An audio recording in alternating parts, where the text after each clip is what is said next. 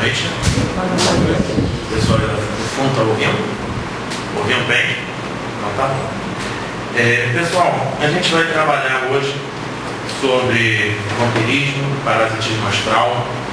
E antes da gente começar a entrar no tema, eu queria dar umas explicações, porque essa palestra vai ser um pouquinho diferente. Esse tema não fui eu que escolhi. Esse tema foi solicitado pela espiritualidade que fosse trabalhar na última palestra que foi dada aqui na casa. Um guardião se aproximou de uma das médiuns e pediu que se falasse sobre endoparasitas e ectoparasitas. Eu escutei aquilo, eu disse, é a minha ideia que seja. Não sei o que é isso aí, nome difícil, nome técnico. Mas na verdade eu sabia sim, porque quando eu cheguei em casa, o livro que eu utilizei para a gente trabalhar sobre aura, que foi o Evolução em Dois Mundos, do Dr. André Luiz, fala sobre endoparasita e ectoparasitas. E alguns anos atrás eu já tinha estudado o assunto. Fazia parte do livro que ia ser trabalhado naquela noite. Então, em cima disso, a gente montou por isso esse tema, que é um tema que eu, pessoalmente, não iria de cara nenhuma para me arriscar, não. Porque é um tema um pouquinho salgado, né? É um tema que não vai ser afeito a qualquer paladar, não. A gente, quando é criancinha, a gente come sopinha de arroz, cenoura. Quando a gente cresce, a gente já quer comer logo uma feijoada. Então, assim, esse tema já é feijoada, mas nem todo mundo que está aqui dentro gosta de uma feijoada. Então, até para a coisa poder fluir melhor, hoje a gente vai estar usando os slides, porque em alguns momentos não tem jeito, a gente vai precisar usar alguns termos técnicos que o Dr. André Luiz usa. E aí a gente vai, em cima disso, tentar explicar também os termos técnicos que ele utiliza. Por isso hoje a gente vai estar trabalhando com os slides e às vezes eu vou precisar fazer algumas leituras, porque inclusive teve parte dessa palestra, eu estava em casa preparando ela e senti uma presença espiritual muito grande, como se fosse uma incorporação. E aí eu estou sozinho em casa, peguei papel, peguei caneta e fiz uma oração com papel e caneta na mão. E eu comecei a ter algumas ideias, começaram a chegar para mim, eu fui percebendo as ideias e fui registrando elas no papel. E ninguém ria, por favor, mas os pensamentos tinham até sotaque parecido com o do Paulo Matuffi. Porque assim, o pensamento ia chegando, a gente ia pensando, né? Porque na verdade estava canalizando o pensamento. E eu não sei quem é, não se identificou, mas tinha um sotaquezinho assim, não pelo lado paulistano, mas pelo lado salim, pelo lado libanês, pelo lado árabe. Então, quando eu fui transcrever esse texto que a gente escreveu, eu inclusive fui coagido a não fazer modificações, que eu ia, não, vamos trabalhar isso aqui melhor, usar uma outra palavra.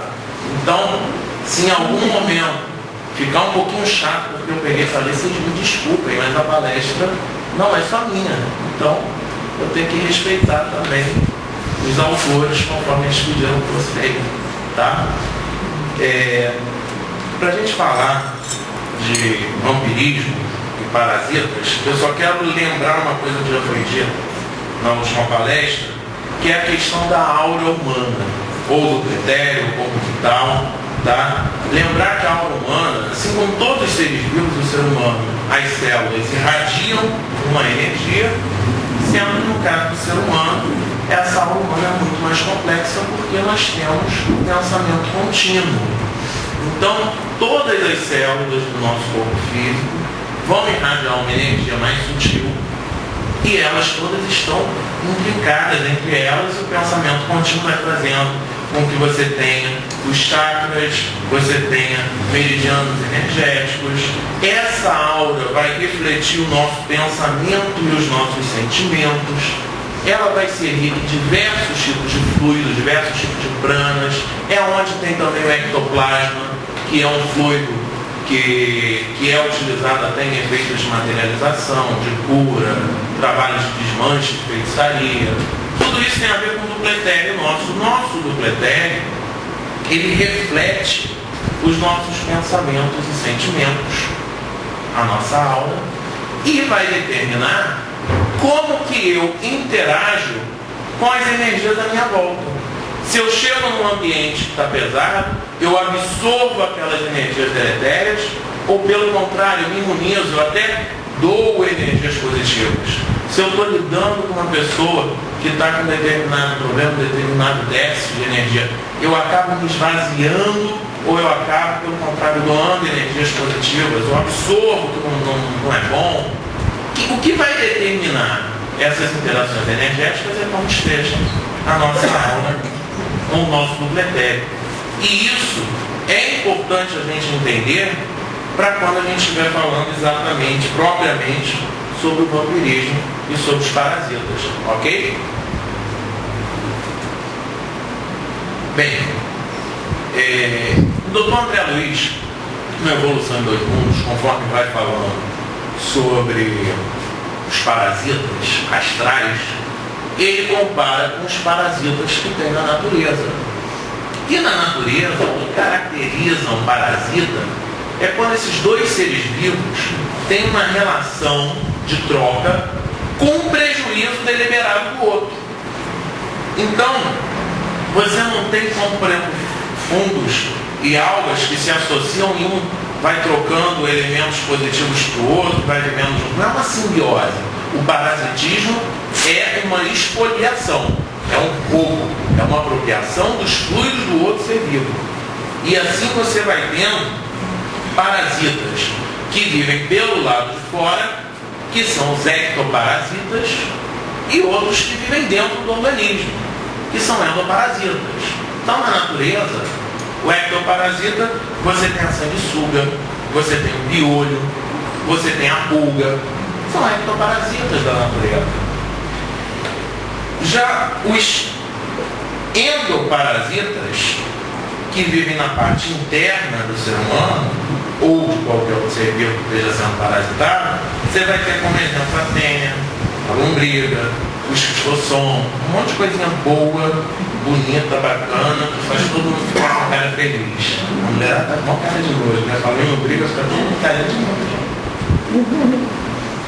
Bem, então, o Dr. André Luiz vai falar que em termos espirituais, existem pessoas que já estão no plano extrafísico e que se comportam exatamente como parasitais, drenando fluidos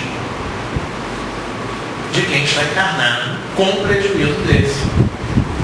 São verdadeiros vampiros. Os vampiros astrais, obviamente, não são vampiros com dentinho, capa vermelha e preta, virando fumaça, virando morcego, não tem nada a ver com isso.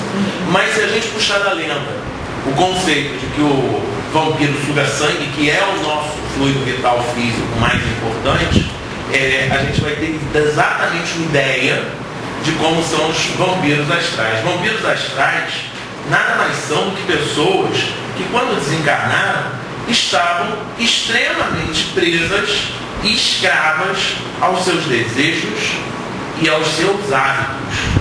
São verdadeiros viciados em sensações e emoções. Então, eu tenho uma pessoa que em vida é viciada numa determinada emoção, por exemplo, na adrenalina do jogo. Tem pessoas que jogam de forma compulsiva. Não estou falando só do pôquer ou de jogo de cassino. A gente tem aí os jogos legalizados também. Durante um tempo foi legalizado. Bingo. Conheci pessoas que perdiam o salário no terceiro dia, porque não conseguiam sair do bingo. Eram viciadas em quê? Naquela emoção, naquela sensação. E algumas outras pessoas viciadas pelos seus sentidos. Pelos 5 sentidos físicos. Uma pessoa pode ter um paladar viciado. A gente tem pessoas que não conseguem passar um dia sem comer carne, senão não dá sustância. Sente fome meia hora depois. Isso é um vício do paladar. Eu conheço pessoa diabética, insulina dependente, que não consegue não comer doce. É uma pessoa viciada. Então, seja por algum sentido, seja pelas suas emoções, quando essas pessoas desencarnam, se elas ainda se identificam demais com a matéria, se não buscam se espiritualizar, ou como disse Jesus, buscar primeiro o reino de Deus, e tudo mais lhes será acrescentado, essas pessoas começam a sentir crise de abstinência pelo seu vício, pela sua compulsão. E como escravos são atraídos por aqueles que tenham afinidade com as mesmas compulsões. Diz o livro dos Espíritos com toda clareza. Como que se dá a obsessão? Por afinidade. Alguém aqui falou. Afinidade.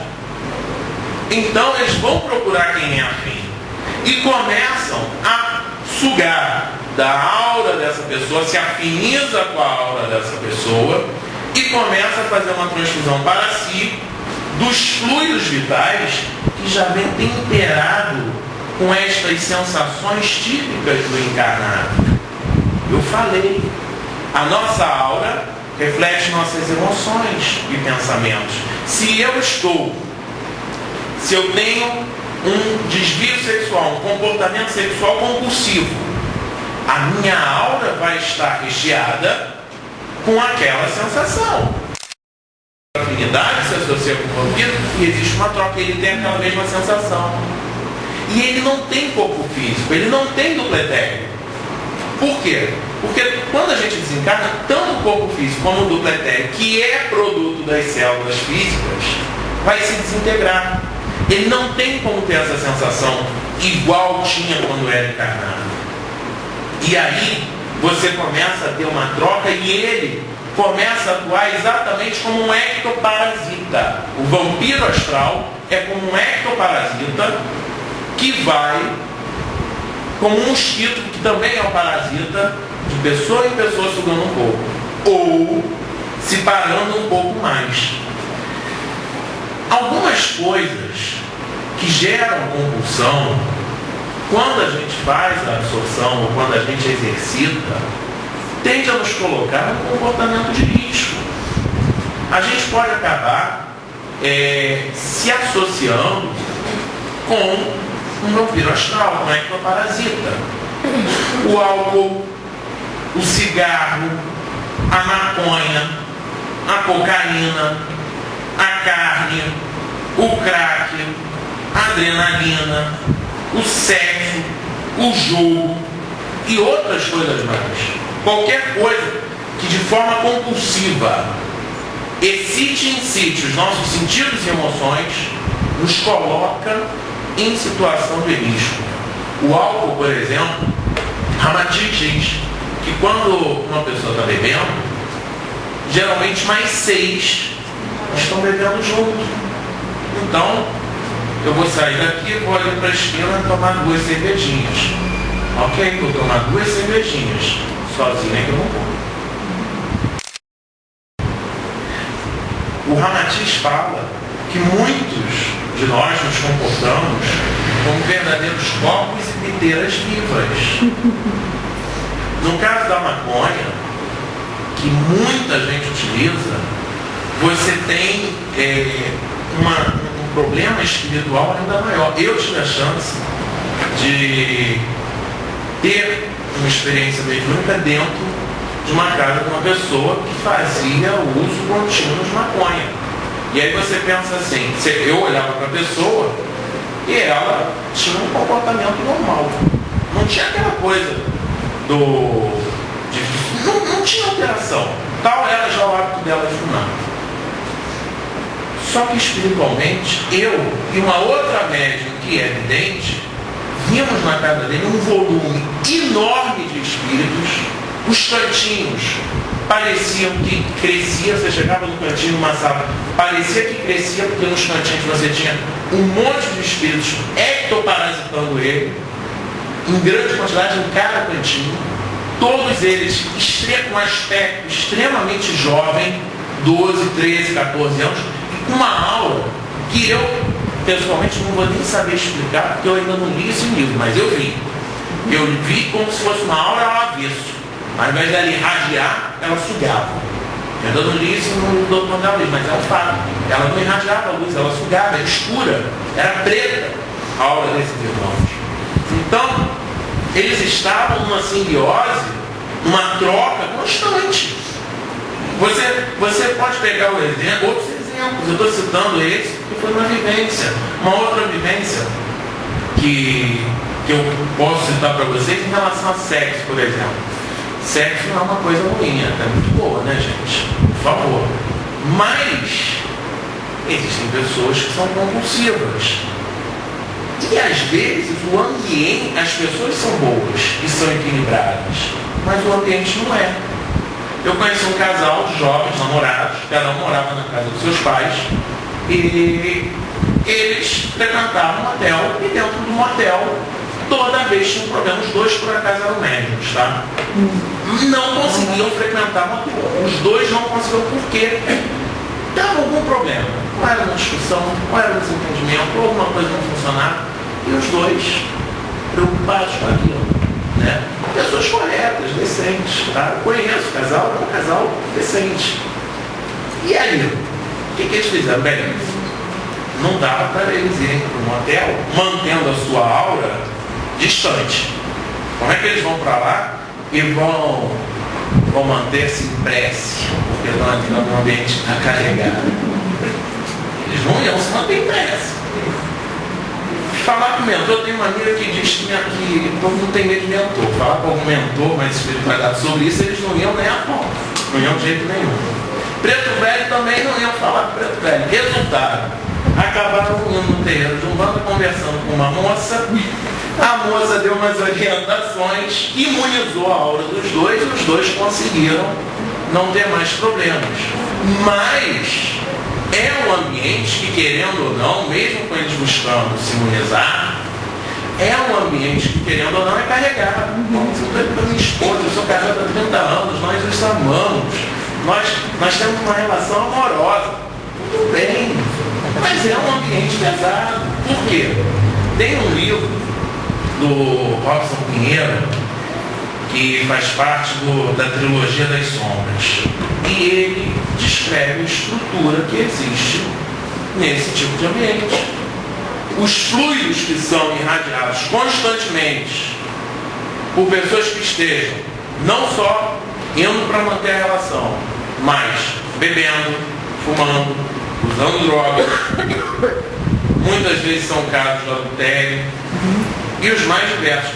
Tudo isso vai criando uma crosta avermelhada nas paredes, e eles pegam, tem organizações do astral, organizações terrosas, que não têm nenhum interesse em ajudar a ninguém, que, pelo contrário, que puderem usar de tecnologia e de recursos para prejudicar, utilizam, que pegam espíritos que estejam completamente atormentados, espíritos que já estão perdendo a forma astral, inclusive, colocam ali dentro para terminar de maturar, em processo de hipnose, para terminar de maturar, envolvidos pelos fluidos do ambiente. Então, minha gente, é um comportamento de risco. Eu falei aqui, por exemplo, da alimentação, a carne. Não tem nenhum lugar do livro dos Espíritos que diga que o espírita tem que ser vegetariano. Não tem isso, tá? Mas você tem que parar de comer carne? Eu não sei. Eu sei que é um comportamento de risco. Eu pego mensageiros do Dr. André Luiz, missionários da luz do Dr. André Luiz, eles estão tendo dificuldades de comunicações mediúnicas e vão tentar ver por quê.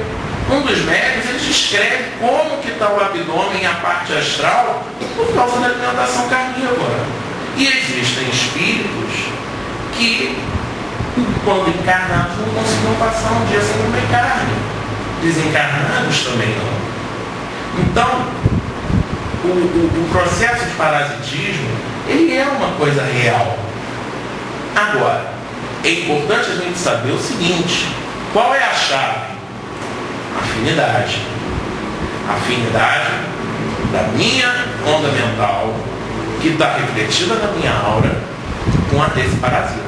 Essa também é a chave para que a gente quebre esta sintonia e não esteja sendo prejudicado nessa troca fluídica. Porque nessa troca fluídica não só a pessoa se desvitaliza, como a pessoa começa a absorver pensamentos daquele outro que está desencarnado. Ela acha, inclusive, que é seu, porque o processo de parasitismo, gente, tanto na natureza como no astral, ele vai acontecendo aos poucos. Pouco a pouco, o parasita vai se insinuando no hospedeiro. Pouco a pouco, ele vai soltando ondas mentais que aquele hospedeiro começa a acreditar que sejam seus próprios pensamentos, suas próprias vontades, suas próprias sensações. A pessoa não percebe que é uma indução externa. Ela acredita que sejam seus. E cada vez, pelas trocas fluídicas, vai ficando em mentais, vai ficando mais intenso. E lentamente o hospedeiro se adapta ao virtude.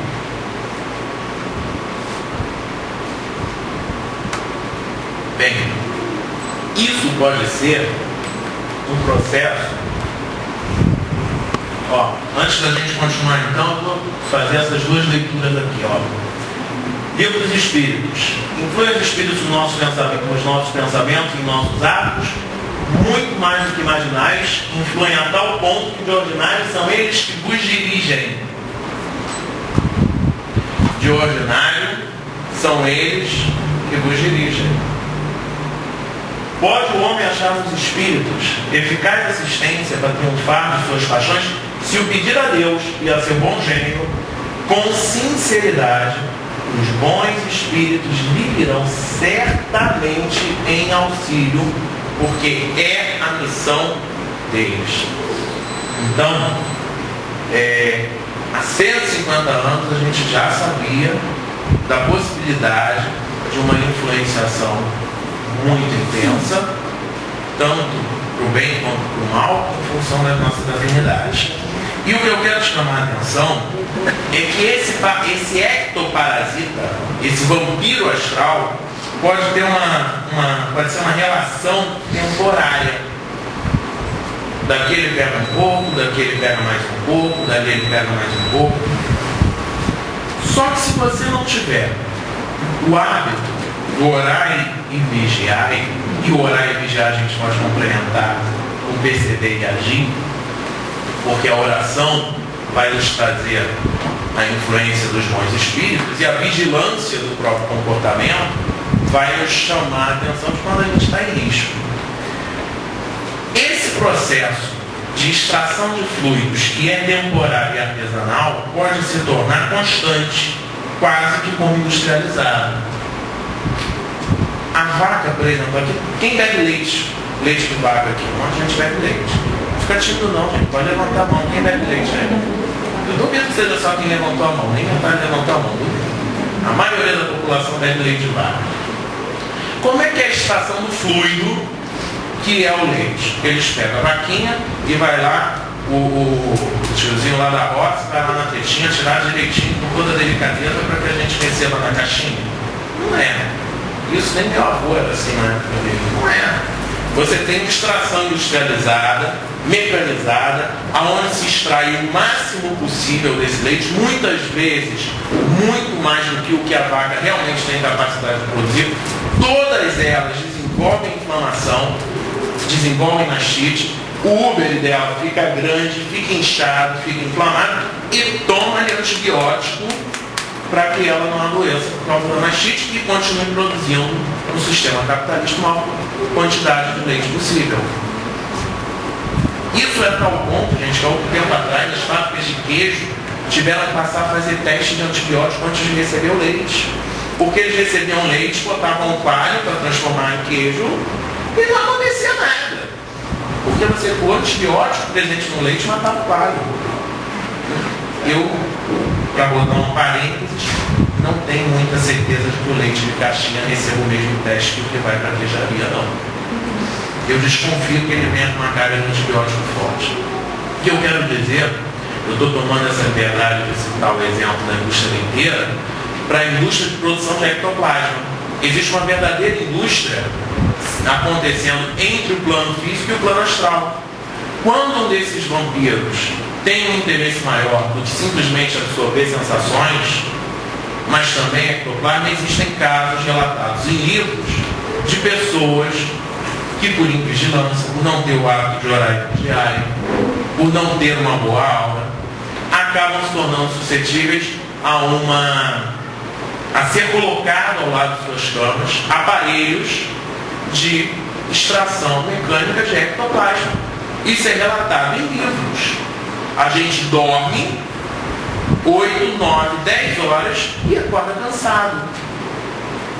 Fluidos vitais são extraídos e existem casos de atendimentos em que grupos médicos vão atender pessoas com diversos problemas e que muitas vezes uma equipe vai à casa da pessoa para desmontar aparelhos de extração de fluidos, não só de ectoplasma, mas de outros fluidos também. Isso é uma coisa comum. Acontece. Então, o ato da oração, o ato de vigiar é um preventivo, é um repelente para que um processo de vampirização se torne mais constante e industrializado. Ok? Bem, vamos falar do endoparasita, que são aqueles que ficam mais profundamente ligados à intimidade. Existe um aprofundamento do domínio da mente, das emoções e das sensações desse hospedeiro. Ele expolia com mais intensidade a vítima, porque ele fica ligado constantemente ao obsidiado, ao encarnado, que é seu alvo. Eu vou tomar a liberdade de ler aqui um termo técnico do Dr. André Luiz com vocês, para que a gente possa entender melhor como que se dá isso. Quais endoparasitas conscientes, após se inteirarem dos pontos vulneráveis de suas vítimas, segregam sobre elas determinados produtos filiados ao alquimismo do espírito e que podemos nomear como simpatinas e aglutininas mentais. Produtos estes que subrepticiamente desmodificam a essência dos próprios pensamentos a verterem contínuos dos fulcros energéticos do tálamo e do encéfalo. Eu, no início, pedi desculpa, mas a gente precisava trazer alguns termos desses. O que acontece é o seguinte, ele está falando que nesse processo de aprofundamento do parasitismo, o espírito desencarnado não só se liga aos nossos centros energéticos e mentais, como ele inocula certas substâncias químicas para aprofundar essa ligação com o tálamo. O que é o tálamo? Eu fui pegar para ver. Pedi ajuda ao pai dos Googles, o Google me jogou para a mãe, que é o Wikipedia, e aí eu fui entender o que era o tálamo, porque eu não sou da área biomédica, então não tinha a mínima ideia do que era o tálamo. Já ouvi falar, mas para que ele serve? Aí a Wikipedia me contou que o tálamo é uma parte do cérebro responsável por visão, tato, paladar, audição e movimentos. Ou seja, depois que se estabelece as ligações mentais, ele aprofunda uma ligação química com o tálamo e ele começa a aumentar o controle das nossas sensações, dos nossos sentidos. A gente começa a sentir falsas necessidades e falsos prazeres, porque ele altera quimicamente as sensações do nosso duplo etéreo. Eu lá no início falei que o duplo etéreo tem os nossos chakras, e os nossos chakras fazem a transmissão de energias e de informações para os corpos mais sutis e mais densos que nós temos. Então algumas dessas sensações descem para o nosso corpo físico. A gente sente como se fosse real.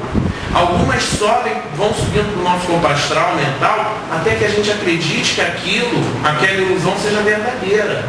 E a gente começa num verdadeiro estado de fascinação e dominação por aquele endoparasita.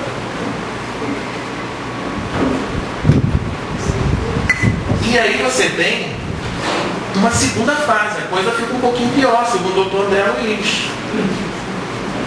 Estabelecida essa operação de ajuste, os verdugos senhoreiam os neurônios do hipotálamo, acentuando a própria dominação sobre o feixe adrenalínico que liga ao córtex frontal, controlando as estações sensíveis do centro coronário, ou seja, está se aprofundando, está enraizando, está criando raiz. A ligação está se aprofundando com várias áreas do cérebro. Se fixam para o governo das excitações e produzem nas suas vítimas, quando contrariados em seus desígnios, inibições de funções viscerais diversas. Estamos começando a ter uma afetação direta no físico do hospedeiro, mediante influência mecânica sobre o simpático e o parasimpático, está afetando o sistema nervoso. Tais manobras em processos intrincados de vampirismo prestigiam o regime de medo ou guerra nervosa nas criaturas de que se vingam. O endoparasita não é um espírito qualquer que está se unindo porque você se colocou numa situação de risco. É alguém que quer se vingar, que tem um ódio. É alguém que deliberadamente quer o nosso mal. Tá? E aí, regime de medo e guerra nervosa vai começar a trazer depressão, síndrome do pânico, alterando-lhe a tela psíquica ou impondo prejuízos constantes aos tecidos somáticos. Os tecidos somáticos é o nosso corpo físico, tá? E, gente, eu fui pegar para ver o que era hipotálamo, né? Vi o tálamo, fui perguntar de novo o hipotálamo. Descobri que ele era tamanho de ervilha e que ele é extremamente complexo. Ele se divide em várias partes e ele controla vísceras, sistema nervoso e as glândulas. Você começa a ter um processo de subjugação. Eu acho que diante do que eu estou mostrando, um processo de um espírito que queira se vingar deliberadamente da gente, como um endoparasita, o ectoparasita vampiro é fichinha, é meu amigo. Pô, o cara senta para beber junto comigo, é meu amigo, se bobear ele vai embora. Quando a gente está falando de endo, um cara que deliberadamente quer se vingar de mim. E assim a gente fica pensando, mas isso é uma coisa muito complexa, isso é muito raro. O próprio ectoparasita não é tão assim. Eu sou bonzinho. Eu não conheço tanta gente boazinha, gente legal. Mas os espíritos dizem que a obsessão é epidêmica. Mas coloca uma pessoa numa situação de risco, seja em qualquer nível obsessivo que seja, é a falta de uma religiosidade sincera que leve ao hábito do orar e vigiar. Porque o orar é uma ação verticalizante. Quando eu oro, eu vou buscar me sintonizar com planos superiores da divindade. Eu estou abrindo um canal de verticalização, aonde eu vou ser intuído, eu vou ser orientado, eu vou ser acalmado, eu vou receber energias curativas. Eu estou me abrindo num canal de verticalização, no horário. No vigiai, ele é horizontal, porque o vigiai não é a vida do outro. Vigiar é a mim. Tem gente que acha que é para orar e vigiar a vida do vizinho. Não, eu vou vigiar os meus próprios comportamentos, as minhas reações, como que as coisas estão funcionando. E é óbvio que para eu poder fazer esse exame de consciência, essa autoanálise, que vai me permitir, inclusive, identificar o pensamento que não seja meu, precisa ser comparativa. Então a gente sempre vai buscar comparar com um modelo. Os espíritos, quando questionados por Kardec, indicaram qual seria o modelo que a gente poderia usar para fazer essa comparação, essa análise. Quem aí sabe? Qual o modelo? O melhor modelo para a gente seguir? Todo mundo sabe, todo mundo está vendo nos estudos, né? Livro dos Espíritos, todo mundo está frequente. Então, como que eu vou pegar e usar como modelo de Jesus se eu não conhecer? Se eu não conhecer o que ele ensina, o que ele prega, se eu não conhecer o evangelho dele. É interessante que o evangelho de Jesus não está só nos 4 evangelhos. Se eu quiser, eu posso encontrar os mesmos ensinamentos no budismo, no hinduísmo, em várias outras religiões. É tão bacana que a lei natural, o código mais sublime que tem, que é o evangelho, veio para a Terra através de vários mestres que se repete. Então, como diz Kardec na introdução do Evangelho segundo o Espiritismo, as leis morais é algo sobre a qual todas as religiões podem se unir, estudar e avaliar. Bem, vamos dar uma continuação aqui. Vamos falar sobre tratamento, tá? Eu estou falando do orar e vigiar porque principalmente a gente vai buscar, né, a partir do momento que nós estamos buscando nos espiritualizar, estamos buscando desenvolver uma religiosidade, que eu espero que seja sincero, eu não acredito que alguém, quero não acreditar, que alguém, um domingo de Páscoa, no meio de feriadão, deixou de viajar, deixou de estar na casa de alguém, comendo um bacalhau maravilhoso, para ficar aqui ouvindo um cara que não seja um propósito de se espiritualizar. Quero acreditar nisso, né? Todos nós estamos com esse propósito. Então, nós que já antecipadamente queremos entender como as coisas funcionam, não vamos deixar chegar nesse patamar, né? Mas o que fazer com quem chegou nesse patamar? Imagina uma pessoa que está nesse estado profundo de obsessão. Você vai virar para ela e dizer, não, você tem que ter força, fé, coragem, fazer evangelho no lar e ter paciência. Se ele for educado, ele não te responde nada. Mas a gente tem que ajudar, não tem? Então, a gente começa, geralmente, com paliativos, que a fé tem, de alguma forma, a aura dele, tanto para limpeza, como para reforço. E aí entram tratamentos diversos, das diversas religiões.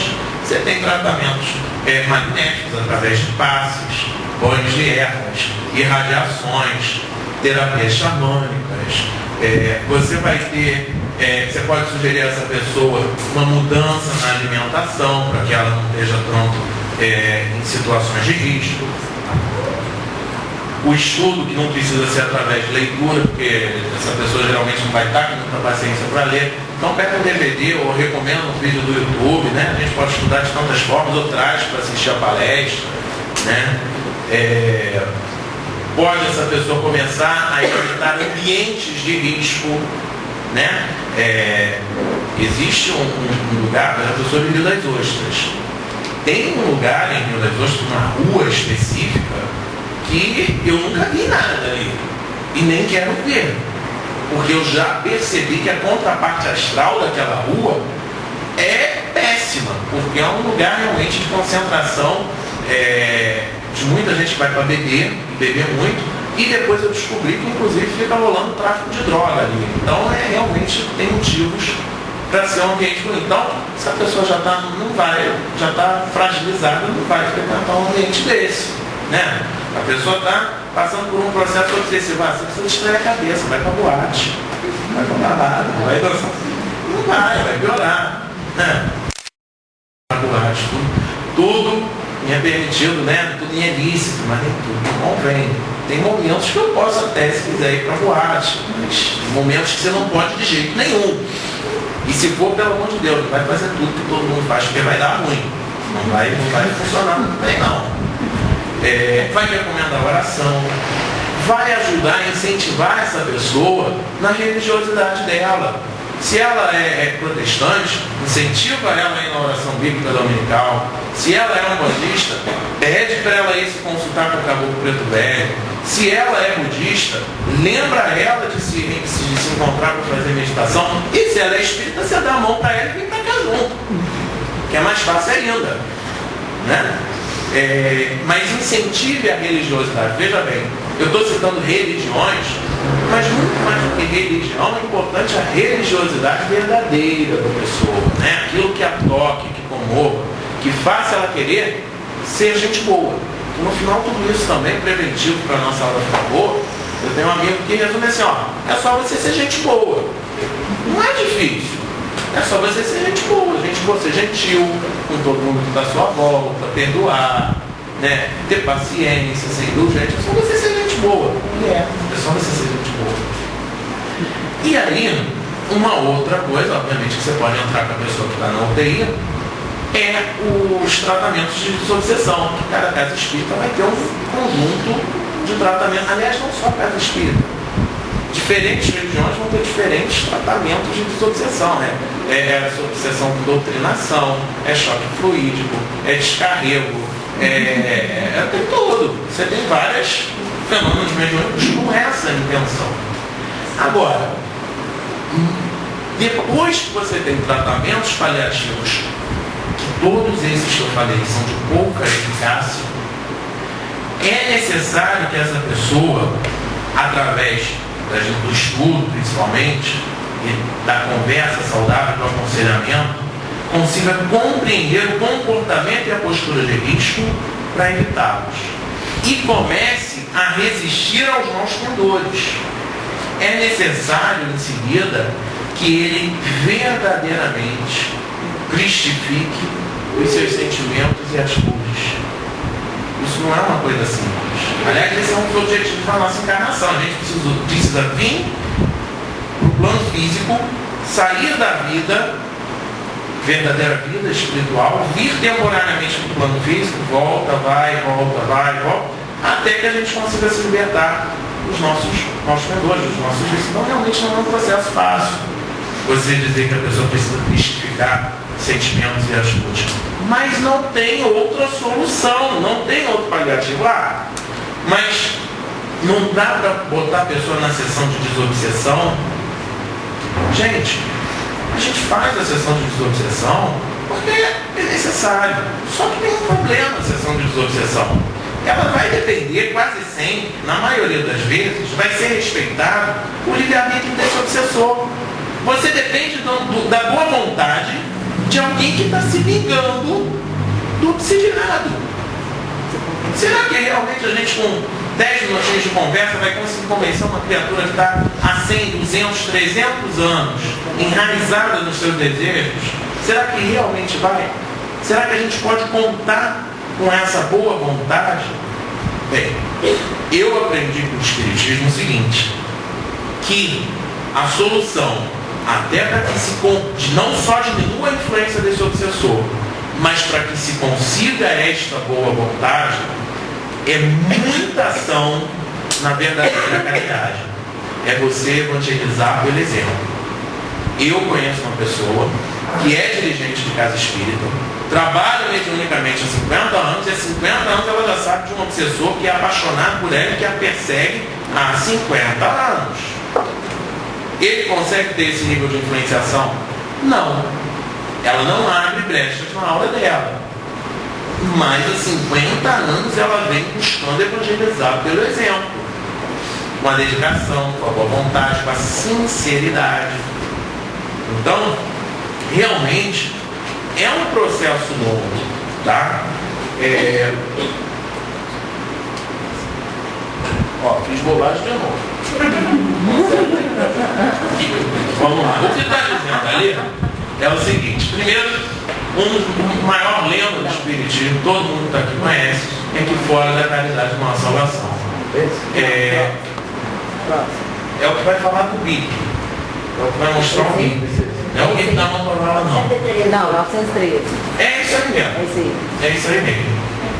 Então, eu não vou passar mais não, vou deixar contigo.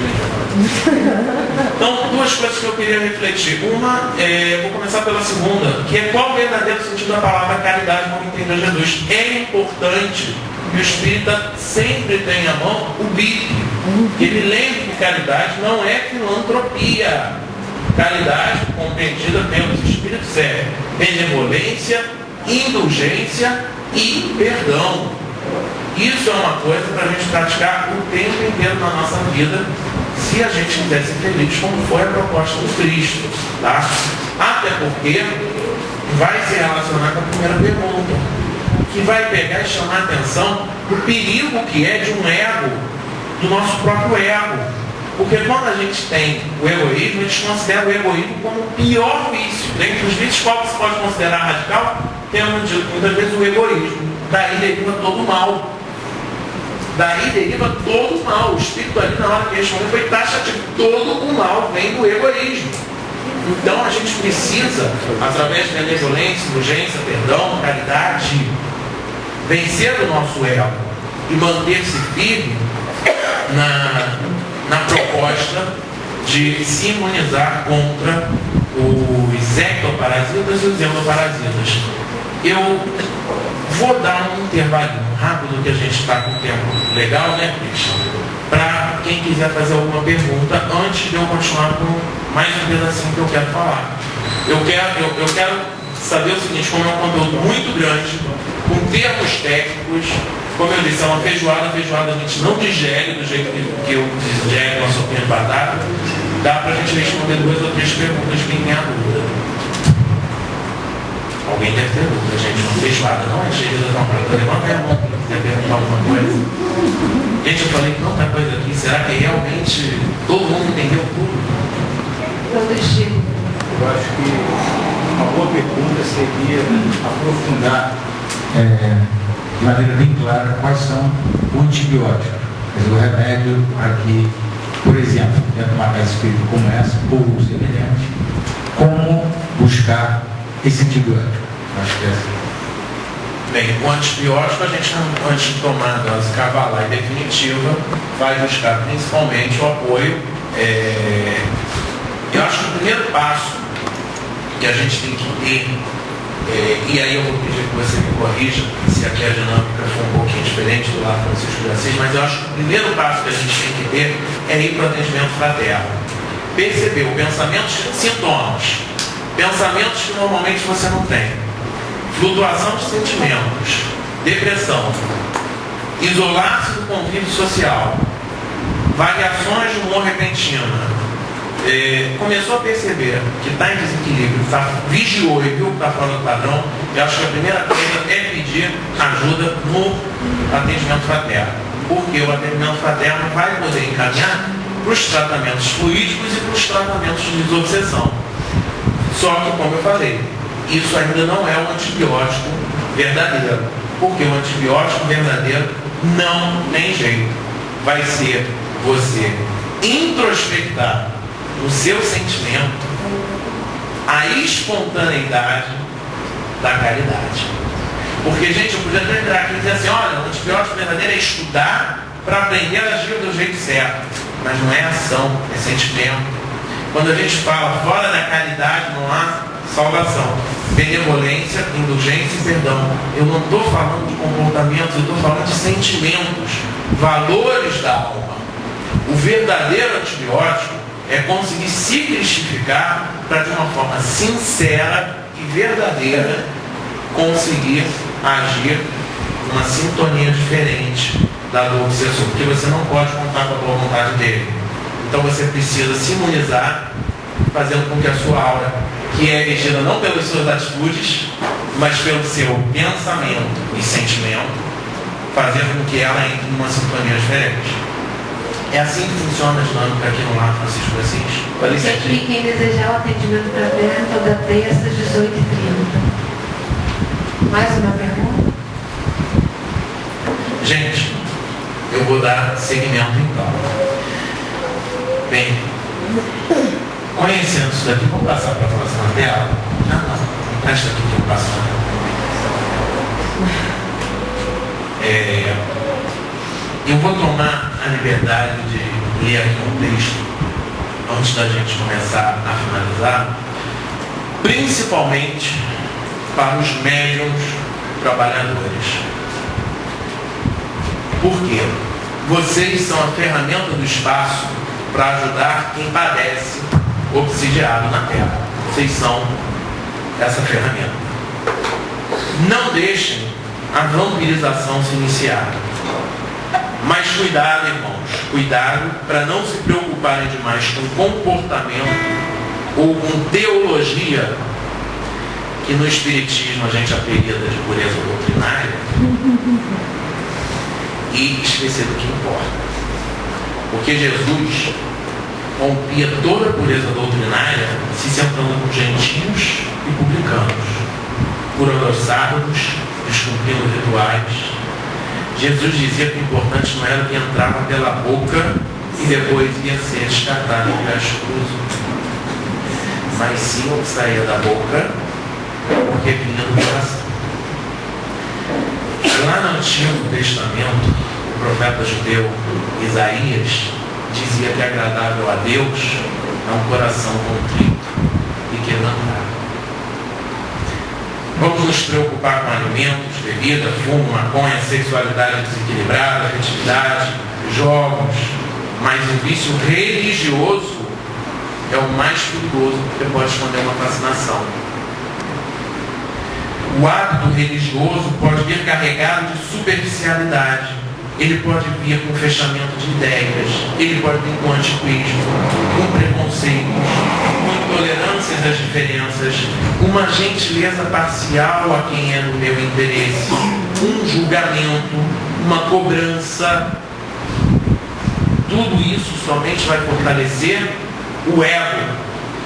Egoísmo é o pior dos vícios. Você parou de comer carne, muito bem. Mas se você julga o carnívoro, está numa armadilha do ego. Você largou o fumo, muito bem. Mas se condenar o fumante, caiu na armadilha do ego. Você frequenta assiduamente os estudos e palestras, isso é ótimo. Mas se reprova quem vem uma vez por mês, caiu na armadilha do ego. Que bom que você vá ao asilo visitar os velhinhos. Mas se achar que todo mundo tem que te facilitar ou admirar, caiu de novo. Ego. O ego é a ferramenta que permite a essência pura do espírito pensar e agir. Mas não é o espírito, não é a nossa essência. E ainda por cima, é um tremendo mentiroso.